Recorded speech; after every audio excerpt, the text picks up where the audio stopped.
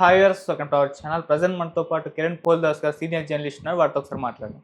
నమస్కారం సార్. నమస్తే ఆదిత్య. సార్, నిన్న గేమ్ చేంజర్ ఈవెంట్ జరిగింది. పవన్ కళ్యాణ్ గారు వచ్చారు, ఆయన స్పీచ్ ఇచ్చారు. అయితే ఆయన స్పీచ్ గురించిన రకరకాల ఊహాగానాలు సోషల్ మీడియాలో జరుగుతూ ఉన్నాయి సార్. అంటే ఆయన కాస్త అల్లు అర్జున్ గారిని విమర్శించారని చెప్పేసి మాట్లాడుకుంటున్నారు. రేవంత్ రెడ్డి గారికి అగ్నిస్ట్ గా మాట్లాడని కూడా మాట్లాడుతున్నారు. అంటే పర్టికులర్ గా మూలాలు మర్చిపోకూడదు, రామ్ చరణ్ మర్చిపోలేదని చెప్పేసి కూడా ఆయన మాట్లాడారు. ఇది అల్లు అర్జున్ గారిని ఉద్దేశించేనా అన్న ఒక చర్చ అయితే జరుగుతుంది సార్. మీ opinion sir entire Pavan Kalyan గారి స్పీచ్ పైన?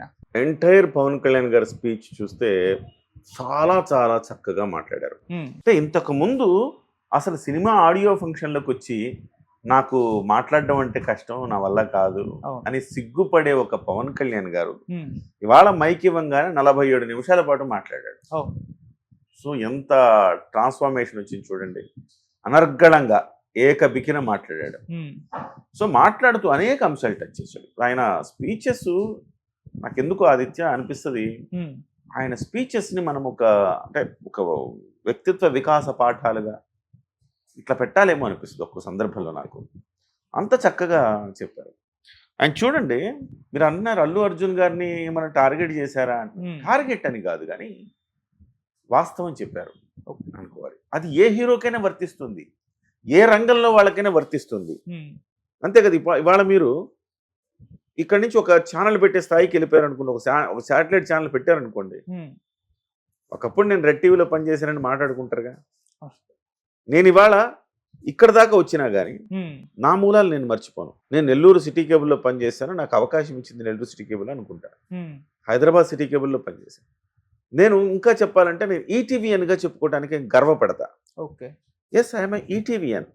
ETV product. నేను ఈ సమాజానికి గొప్పగా నేను పరిచయం అయింది ఈటీవీ ద్వారా పరిచయం అయినా. మొత్తం సిటీ కేబుల్స్ అంటే స్థానికం కదా. అవును. ఒక రకంగా గ్లోబల్ లెవెల్లో మనం పరిచయం అయ్యామంటే ఈటీవీలో. ఐఎమ్ ఈటీవీఎన్ అని చెప్పుకోవడానికి నేను చాలా గర్వపడతా. అలా మన మూలాలను ఎప్పుడు గుర్తు చేసుకుంటున్నారు, అప్పుడే కదా మనమేంటో తెలుస్తుంది. అలా కాకుండా మన మూలాలను మర్చిపోయి మనం మాట్లాడడం కరెక్ట్ కాదన్న అంశాన్ని ఆయన చెప్పారు. ఇది ప్రతి వ్యక్తికి, నాట్ ఓన్లీ సినిమా రంగం, ప్రతి రంగంలో ప్రతి వ్యక్తికి ఇది కరెక్ట్గా సరిపోయేది. దాదాసాహెబ్ ఫాల్కే దగ్గర నుంచి మొదలుపెట్టి ఎన్ని పేర్లు చెప్పాడండి ఆయన. బహుశా మన సినిమా లవర్స్ అయిన మనలాంటి వాళ్ళకి కూడా తెలియకపోవచ్చు అన్ని పేర్లు.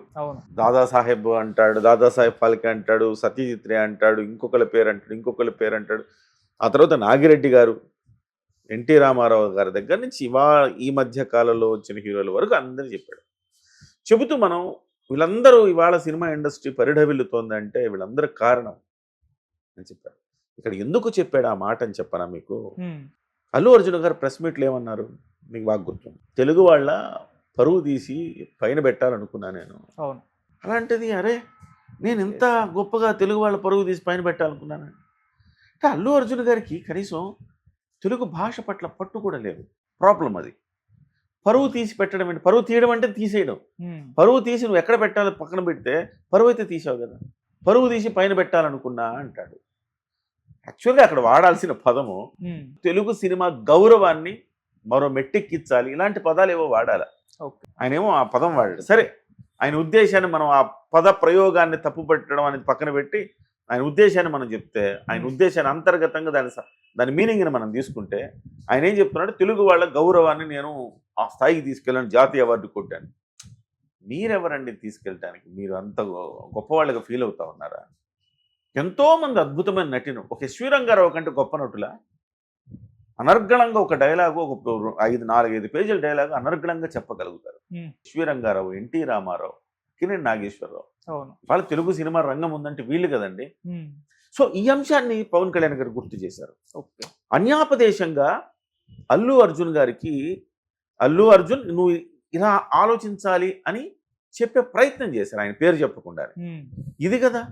సో అందుకే నేను అంటున్నా, వ్యక్తిత్వ వికాస పాఠంగా పెట్టాలి అలాంటి స్పీచ్లు ఇస్తున్నాడు ఈ మధ్య. సో ఆ రకంగా ఆ అంశంలో అల్లు అర్జున్ గట్టి కౌంటర్ ఇచ్చాడు. అట్ ద సేమ్ టైం అదే ఫ్యామిలీలో రామ్ చరణ్ వ్యక్తిత్వాన్ని ఆయన ఒక ఆకాశానికి ఎత్తేశాడు.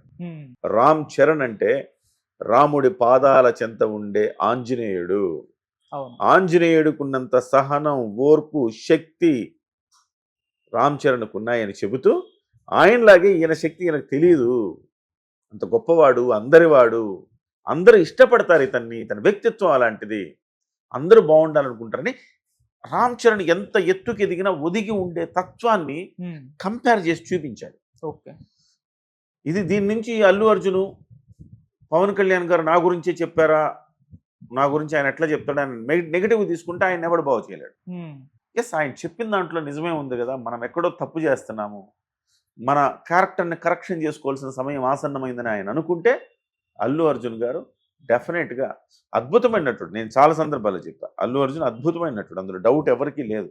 ఈవెన్ పవన్ కళ్యాణ్ గారు ఒప్పుకుంటారు, నాకంటే గొప్ప నటులే మీరు అందరూ అని చెప్పి ఒప్పుకుంటారు. సో అలాంటి అద్భుతమైన నటుడు ఒక చిన్న క్యారెక్టర్ మిస్టేక్ వల్ల తను పాడైపోతున్నాడన్న ఒక బాధతోనే నేను కూడా చెప్తున్నాను తప్ప అంతకు మించలేదు. అల్లు అర్జున్ గారికి అయితే గట్టిగానే ఈ హత్తుకు అంటే తాకు ఉంటుంది, హృదయానికి తాకు ఉంటుంది. అది నెగిటివ్గా తాకించుకుంటాడా, పాజిటివ్గా తాకించుకుంటాడా, ఆయన ఆలోచించే విధానాన్ని బట్టి ఉంటుంది. చాలా చక్కగా చెప్పారు. నాట్ ఓన్లీ అల్లు అర్జున్, నేను అంటుంది అందరికీ ఇది వర్తిస్తుంది. First point. Okay sir. రెండోది, ఆయన సినిమా ఇండస్ట్రీకి సంబంధించి జగన్మోహన్ రెడ్డి గారికి మళ్ళీ ఒక్కసారి వేశాడు, గట్టిగా దించాడు. జగన్మోహన్ రెడ్డి గారు వంగి వంగి దండాలు పెట్టించుకున్నాడు. అలాంటి సంస్కృతి కూటమి ప్రభుత్వంలో లేదు. నిజం చెప్పాలంటే ఇవాళ తెలంగాణ ప్రభుత్వం కంటే ఆంధ్రప్రదేశ్ ప్రభుత్వమే సినిమా రంగానికి ఊతమిస్తోంది అని కూడా చెప్పుకోవాలి మనం. సో అలాంటి సిచ్యువేషన్కి నేను తీసుకురాను. అసలు హీరోలు ఎందుకయ్యా రావాలి? హీరోలు కాకుండా దర్శకులు, నిర్మాత వస్తే సరిపోద్ది కదా, టికెట్ రేట్ హైక్ చేస్తాం కదా, మీరు ఎందుకు రావటం అని ఒక మాట అన్నాడు.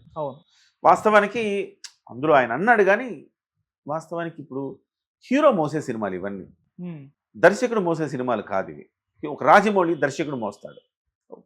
ఇవాళ శంకర్ ఉన్నా కానీ ఈవెన్ రాజమౌళి చేసినంత, రాజమౌళి, సుకుమారు, శంకర్ గారు కూడా ఈ తీస్తే మిగతా వాళ్ళందరూ కూడా హీరోలే మోసే సినిమాలు. ఇప్పుడు హీరోల రెమ్యూనరేషన్ అంతంత ఎందుకు ఎక్కువ? హీరోని చూసే కదా మన సినిమాకి వెళ్తాం. వాళ్ళ గేమ్ చేంజర్కి వెళ్తున్నది శంకర్ని చూసి కాదు, హీరోని చూసే వెళ్తాం.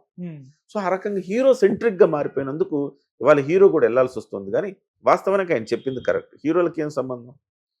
నిర్మాత వచ్చి మాట్లాడుకుని వెళ్ళిపోవాలా, అది ఆ అంశాన్ని చెప్పాడు. అక్కడ జగన్మోహన్ రెడ్డి గట్టి కౌంటర్ ఇచ్చాడు.